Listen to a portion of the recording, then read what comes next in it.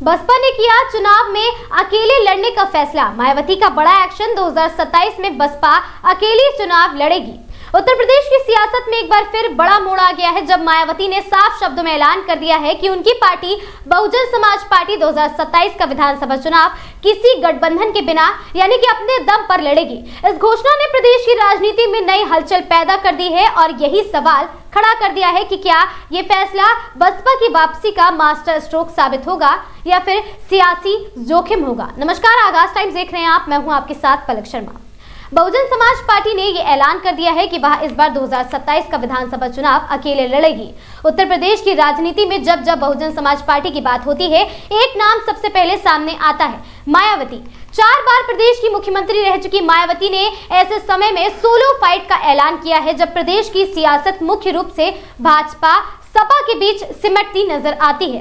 गठबंधन की चर्चा, अटकलों और साथ ही राजनीतिक जोड़ तोड़ के बीच उनका ये स्पष्ट संदेश है कि बसपा अब किसी सहारे की तलाश में नहीं है बल्कि खुद अपनी ताकत के दम पर मैदान में उतरेगी। मायावती का यह फैसला अचानक नहीं माना जा रहा है।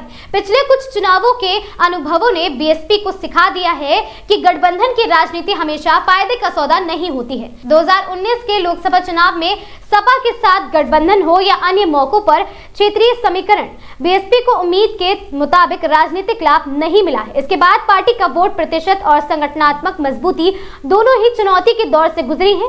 अब 2027 को लक्ष्य बनाकर मायावती ने साफ कर दिया है कि बीएसपी अपनी मूल विचारधारा बहुजन, दलित, पिछड़े और सर्वजन हिताय की नीति पर लौटेगी और यही वही रणनीति है जिसने 2007 में उन्हें पूर्ण बहुमत की ऐतिहासिक जीत दिलाई थी। उस समय सर्वजन का नारा देकर बीएसपी ने सामाजिक इंजीनियरिंग का ऐसा मॉडल खड़ा किया था जिसने सियासी समीकरण बदल दिए थे।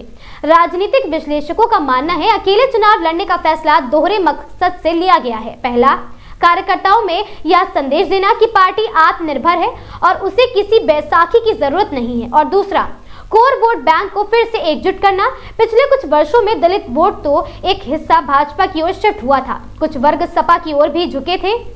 तो ऐसे में मायावती का सीधा संदेश है कि बीएसपी की बहुजन समाज की असली राजनीति आवाज है। और यह भी ध्यान देने वाली बात है कि उत्तर प्रदेश में 2027 का चुनाव बेहद अहम होगा। एक और भाजपा अपनी सत्ता को बरकरार रखने की कोशिश करेगी, दूसरी ओर सपा खुद को मुख्य विपक्ष से सत्ता तक ले जाने का सपना देख रही है। ऐसे माहौल में बहुजन समाज पार्टी का अकेले मैदान में उतरना चुनाव को त्रिकोणीय बना सकता है। त्रिकोणीय मुकाबले में अक्सर वोटों का बंटवारा परिणाम को चौंकाने वाला बना देता है। मायावती की रणनीति केवल चुनावी नहीं है बल्कि संगठनात्मक भी मानी जा रही है। उन्होंने हाल ही के महीनों में पार्टी ढांचे में कई बदलाव किए हैं, नए पदाधिकारियों को नियुक्ति की है और बूथ स्तर पर संगठन को मजबूत करने पर जोर दिया है। उनका मानना है यदि जमीनी ढांचा मजबूत हो तो चुनावी नतीजे अपने आप बदलेंगे। इस फैसले के पीछे एक मनोवैज्ञानिक पहलू भी है। गठबंधन की राजनीति में छोटी सी पार्टियों के बीच सीट बंटवारे, नेतृत्व और प्रचार की रणनीति को लेकर अक्सर मतभेद होता है। अकेले चुनाव लड़ने से बीएसपी को अपनी पूरी रणनीतिक स्वतंत्र रूप से लागू करने की छूट भी मिलेगी। हालांकि ये रास्ता आसान नहीं है।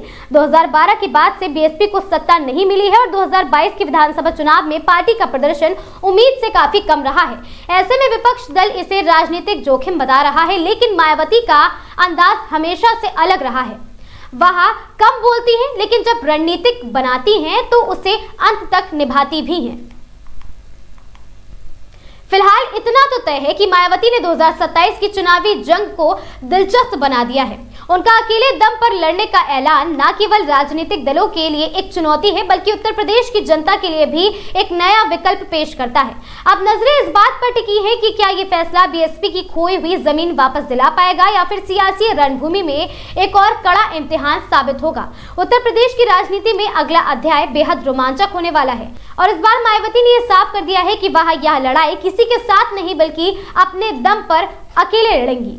इस मामले में आपका क्या कुछ राय है, कमेंट सेक्शन में जरूर बताएं। और वीडियो पसंद आया हो, जानकारी रोचक लगी हो तो वीडियो को लाइक, शेयर और चैनल को सब्सक्राइब करना बिल्कुल ना भूलें। मैं थी आपके साथ पलक शर्मा। हमसे जुड़े रहने के लिए देखते रहें आगाज टाइम्स।